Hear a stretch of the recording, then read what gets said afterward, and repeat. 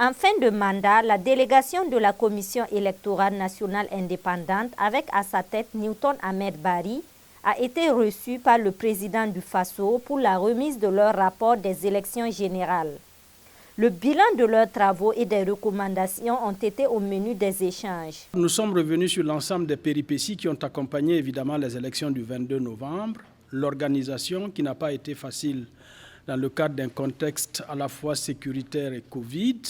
Ensuite, la question évidemment de l'instabilité législative du code électoral qui a été changé 3 fois en moins de 3 ans, dont 2 fois la même année, et puis dont la dernière a eu lieu à moins de 70 jours de l'élection, ce qui n'a pas facilité tous les éléments. Ensuite, nous avons aussi parlé des coûts.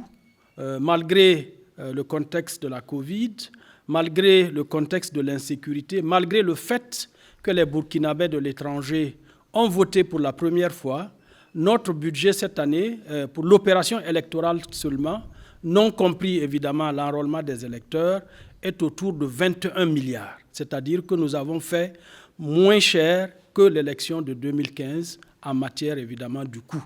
Pour les recommandations, ils ont sollicité au président une stabilité législative. Oui, il y a des recommandations qui ont été faites, notamment sur la stabilité législative, parce que si nous avions su, évidemment, et si on devait recommencer, je l'ai dit au chef de l'État, une loi changée à 70 jours des élections, nous aurions dû demander et obtenir le renvoi de la date des élections. Donc il faut évidemment l'instabilité législative pour permettre donc que les élections se tiennent dans les meilleures conditions. Il faut aussi naturellement travailler sur les coûts et pour les amoindrir encore.